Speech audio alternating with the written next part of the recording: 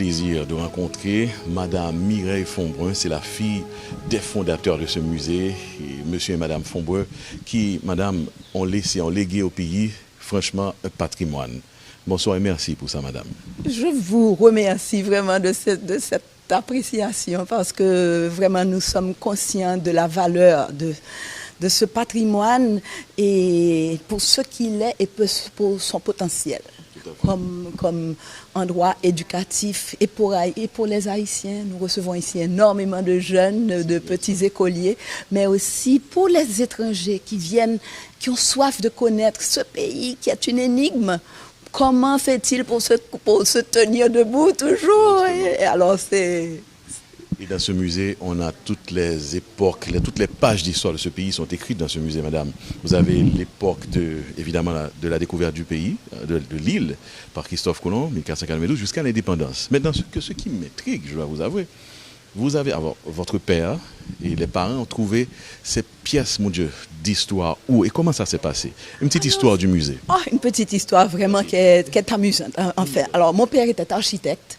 Nous avions une petite maison de plage, un bungalow sur la plage qui est aujourd'hui devenu Moulin-sur-Mer, l'hôtel. Et lui, il s'ennuyait, il n'aimait pas la plage, il se promenait. Et en se promenant, il a découvert entre les buissons, des ruines d'un aqueduc.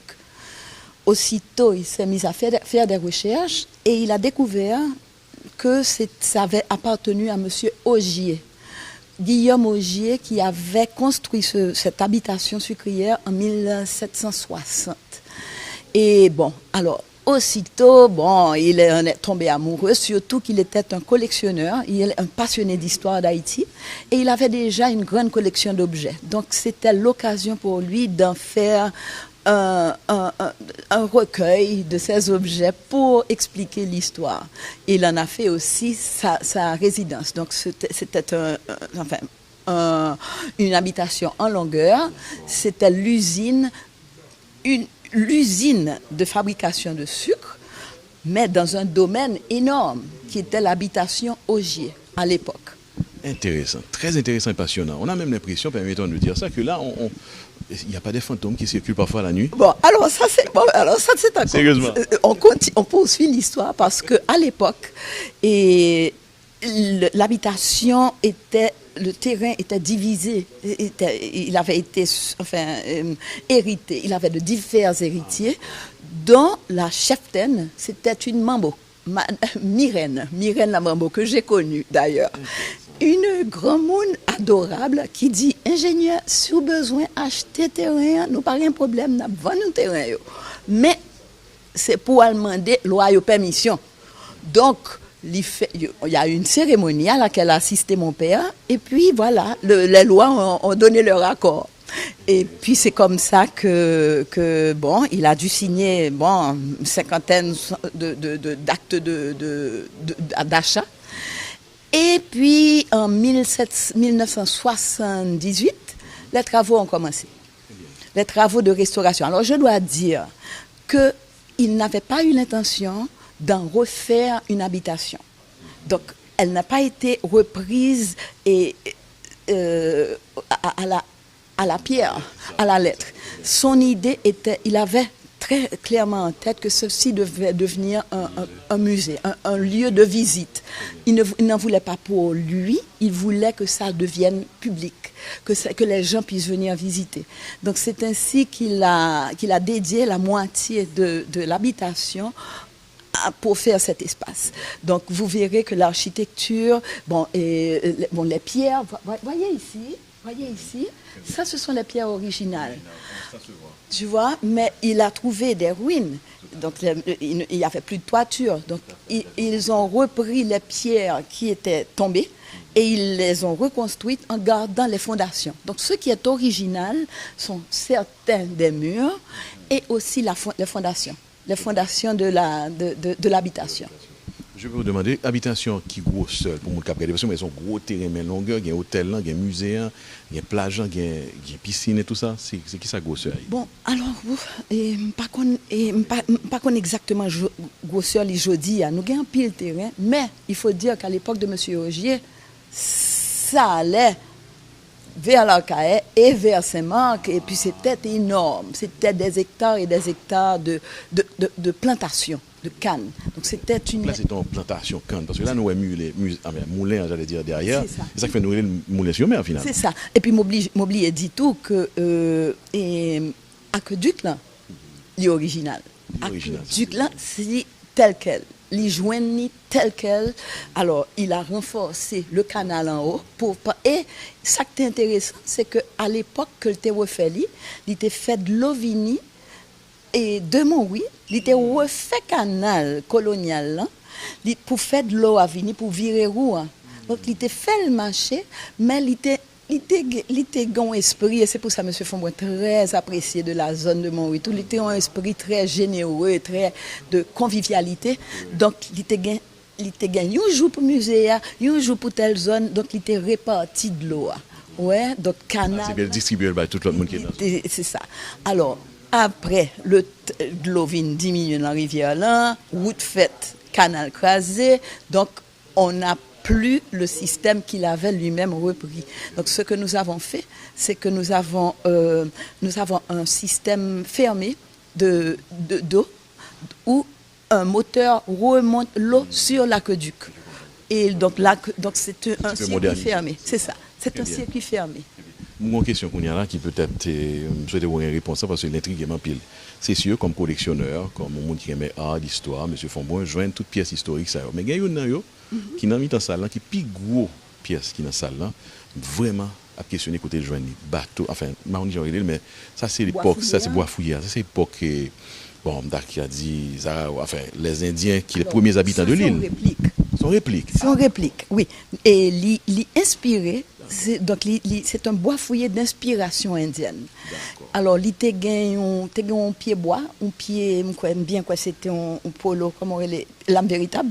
Lame véritable. Ouais, gros lame véritable. Et puis, trop était là. Il dit, mais moi, elles font bel bois fouillé. Donc, mais oui. Il fait réplique ça. Il fait réplique ça, qui gagne et tête requin avec petit dessin taïno yo. Réplique à la lettre qu'il faut dire.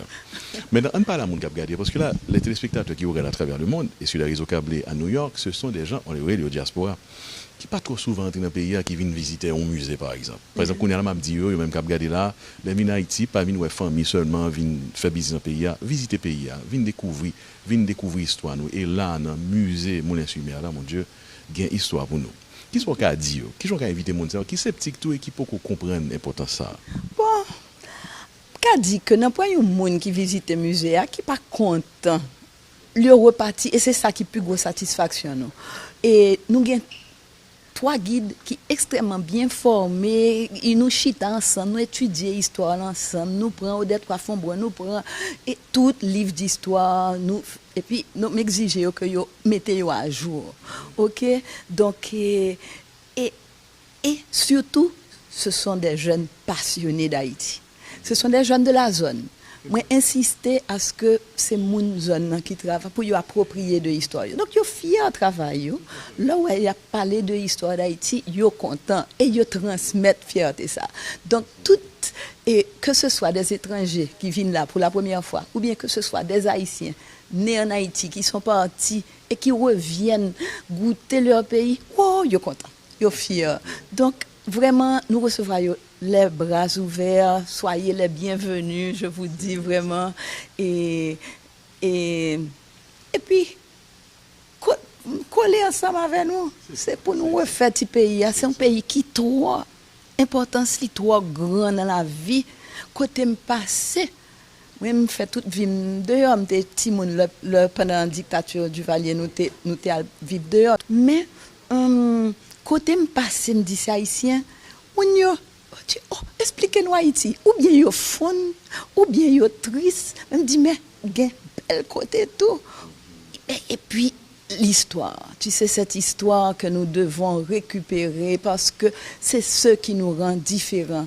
Nous sommes le premier pays à avoir obtenu son indépendance du colonialisme. Donc, ça veut dire ce que ça veut dire. Ça veut dire ce que ça veut dire. Donc, vraiment, et pour le faire, on a dû se mettre ensemble.